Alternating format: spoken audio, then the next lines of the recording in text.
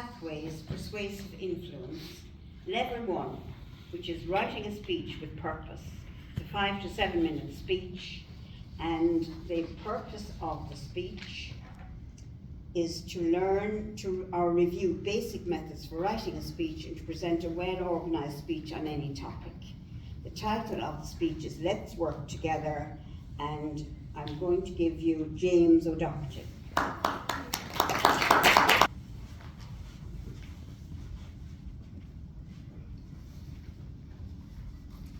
I remember 20 years ago when I first became involved with the Chamber of Commerce in Westport. One prominent shopkeeper in town had a theme that he plagued us with, and he plagued the council with at the time, to stop the multiples coming into Westport. 10 years went by and he had us again plagued, bring the multiples into Westport. My good friend Dr. White was probably president at the time. I certainly followed it and had an earful. Madam Vice President, Madam Toastmaster, fellow Toastmasters, I don't shop at Lidl, I don't shop at Tesco, I don't shop at Boots. I don't really like multiples. But to be more precise, I do shop at SuperValu. I make a distinction because SuperValu is an Irish multiple. And my idea of local is really on the island of Ireland. So I prefer to spend my money with companies that are based in Ireland, where the money goes into our local economy, our national economy, and not leaving this island. A number of years ago it came out that the executives of Tesco in the UK referred to the Irish market as the Golden Island because we were so profitable for Tesco. And I took that as an insult because our money is going to support somebody else's economy.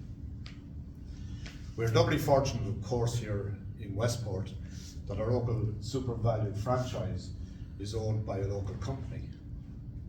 And I find a way of trying to get this message across to people by saying, I'll support Lidl when Mr. Lidl builds a hotel in Westport. Because the point is, they're not putting money back into our economy. I get upset when I see towns welcoming a new Lidl, a new Aldi, as they just did in Ballina, as if that is a real benefit for the town. And they talk about the 20 jobs. Now, I really admire the low-cost supermarkets and their business model. I really congratulate them on their efficiencies and the way they have driven labour costs down. They pay about 10% more than their competitors in SuperValu, but they have about 50% less staff in their shops. So if you think about their contribution in terms of wages and employment to the local community, it's only a fraction of what the locally owned business provides. The Carlow Minister for Social Protection, and I bet not too many people could name a Carlow-born Minister for Social Protection. I'm talking about Joan Burton, who of course is better known as a Dublin Minister. She fought very strongly following the upsets in the last decade of the financial crisis to maintain levels of social protection payments. And our logic was bulletproof. She said, if you're giving somebody 200 euros or whatever the figure was a week, they're not investing it overseas. They're not putting it into shares. They're not saving it. They're spending it every day and every week in their local community. And that money is going around keeping a basis of activity within that community. Not just economic, but also social, because you cannot have a community unless you have a way of supporting yourself, unless you have economic activity. I'd like to give one example. Here in Ireland, we rate in the top rank of book buyers in the world per capita. I know a little bit about this because I try very hard not to buy more books every year than I read. And I read about 70 to 80 books a year, so I do invest a lot in books. But I don't buy any books from Amazon.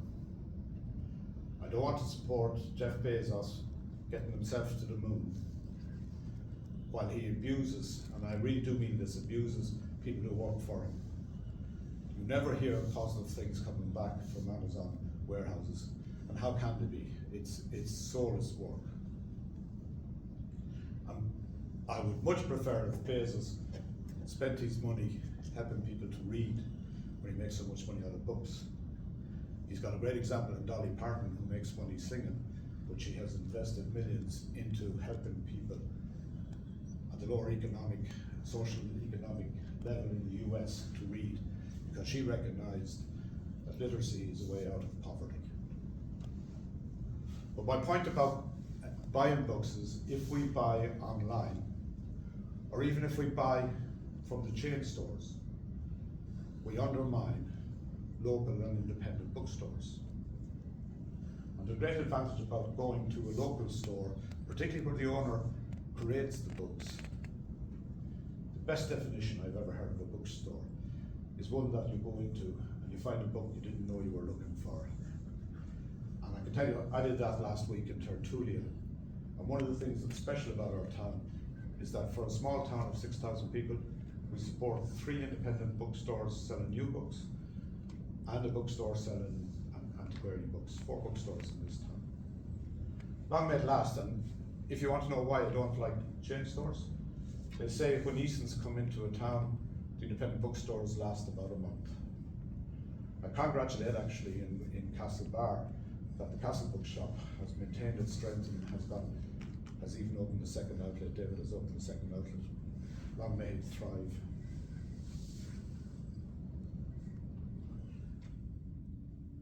Really, the point of my speech is that without a strong economy, we don't have a strong community. One thing I'd like you to remember the next time you go spending, if you're a customer, which you are if you're choosing to spend your money with a business, you're actually a volunteer with your money. I'm not asking anybody or telling anybody how to spend their money, but I would ask that you're mindful about what you're doing and the decisions you make when you spend your money. It's your money, you're volunteering how you spend it. Make sure you get more than just the article for it. Thank you very much.